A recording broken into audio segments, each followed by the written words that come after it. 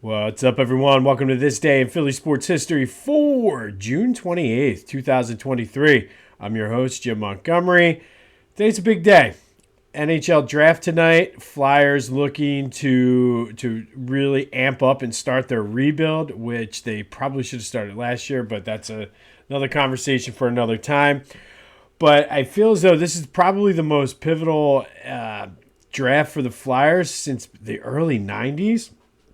I mean, I can't necessarily think of one that kind of tops that. They have a couple first round picks. They're looking to make some moves, trade some of those higher salaries, veteran guys to get more draft picks. We shall see. I'm excited, like I said, to see what Danny B has in store. They did make a move yesterday. They traded Kevin Hayes to the Blues for a 6th-round pick in 2024. And they agreed to pay half his salary. He was the highest paid guy on the team, so that will open up some salary cap space to bring in like a veteran to help mentor these young guys. But excited to see what the draft has in store. I've never watched an NHL draft, but I'm looking forward to at least having it as my clicker show during the Phillies game tonight. Speaking of the Phillies, good win against the Cubs yesterday, 5-1. Ranger Suarez is the man. And I mean, if he can continue to pitch like this, hopefully that'll take some of the pressure off of Wheeler and Nola and really just have things looking good for the Phils. But I mean, this is the third, fourth, fifth start in a row that he's looked really, really solid since coming back from that injury. Brandon Marsh had 2 home runs. If he can start getting hot again, because eventually Bryce is going to start hitting bombs. It's just a matter of time. He's making good contact. He's getting on base.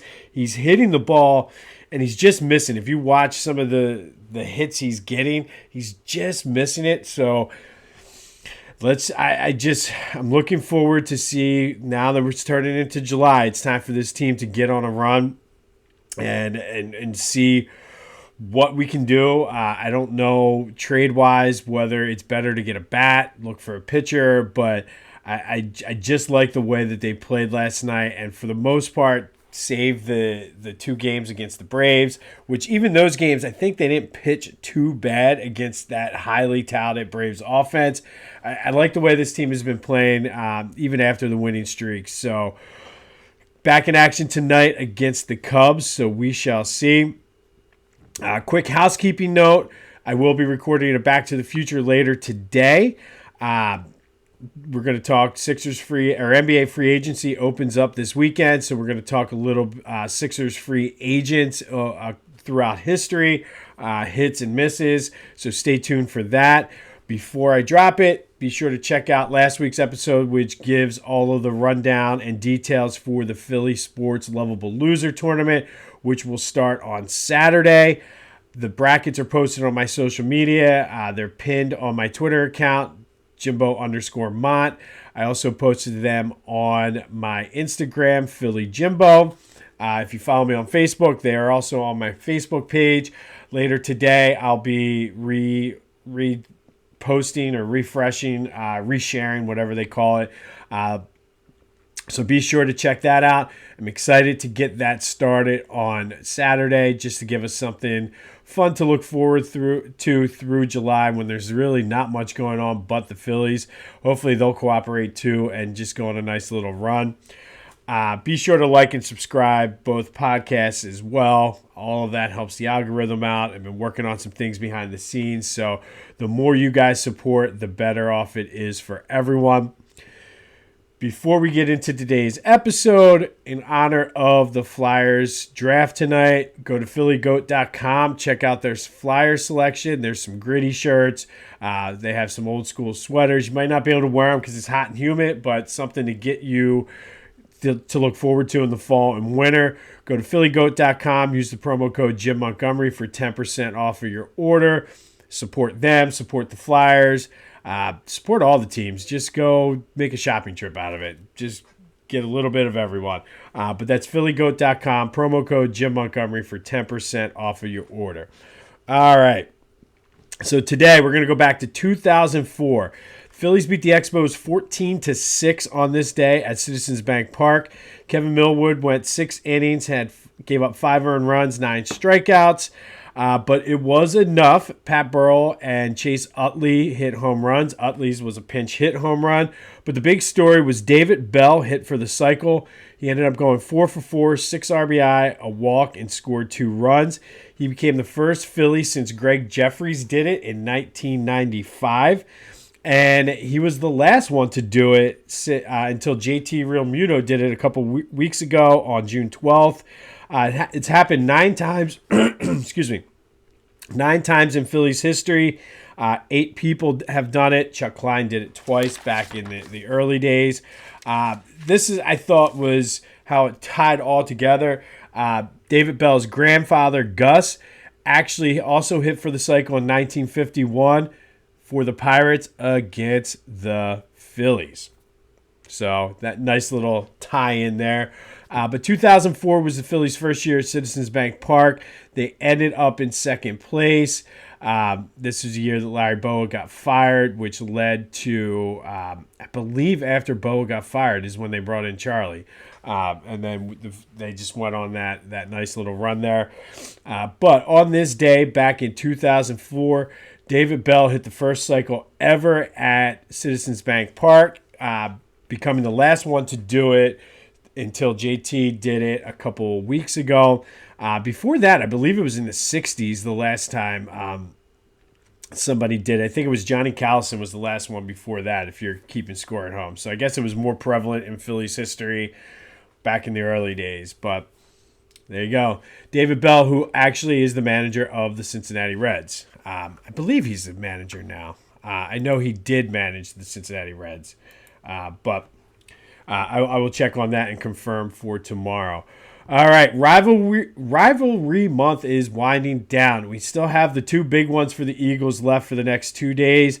But the third to last one I wanted to cover is the Big Five. And might not make a lot of fans when I go through this, but Big Five basketball, in honor of their new format, they've added Drexel in, so it's not necessarily the Big Five anymore. They kept the Big Five name, I guess, for nostalgia reasons, but really it's the City Six is what it should be called.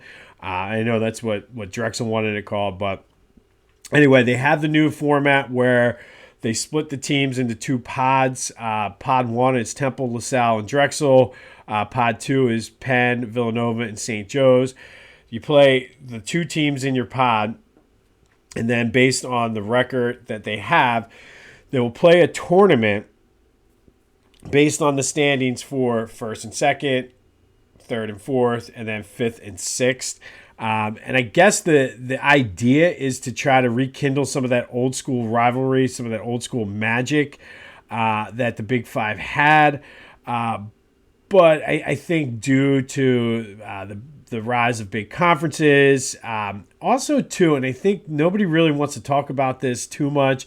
I know Mike Kern touches on it every now and then, but it's the lack of talent and recruiting. Like the teams in the Big Five, especially last year, everybody was down, but like other than Nova, the other teams are down due to the way the landscape is set up.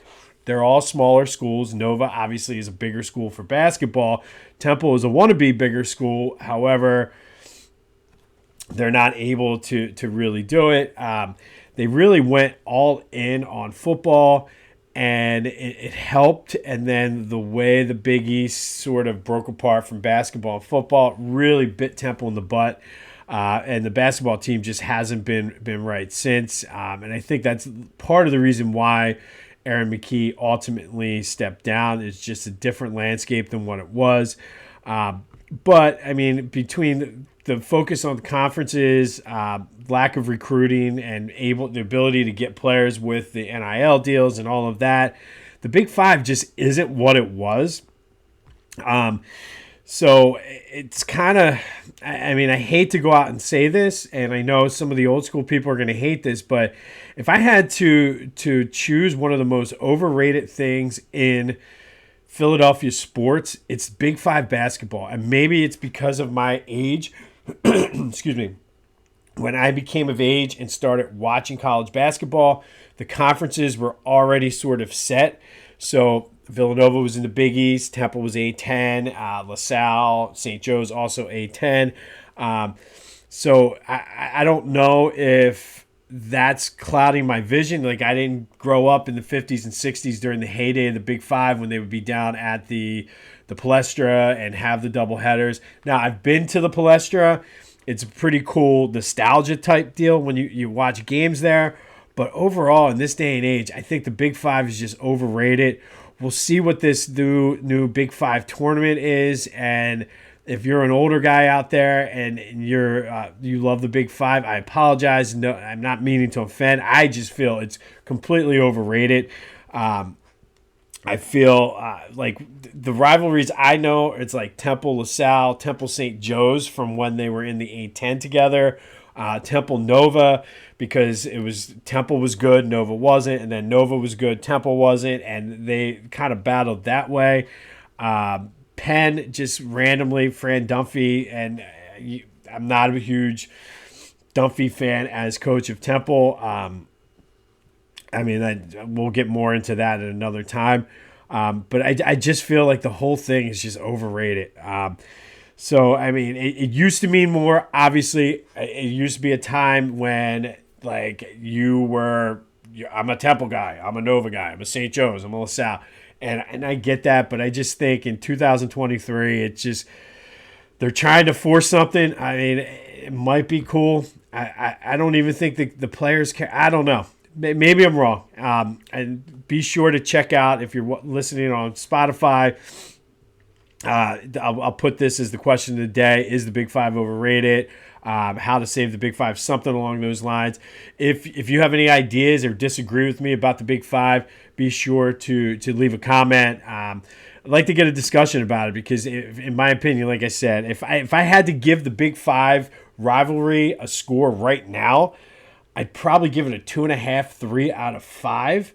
And that's based 100% on history. I don't feel currently there is any type of rivalry between the schools.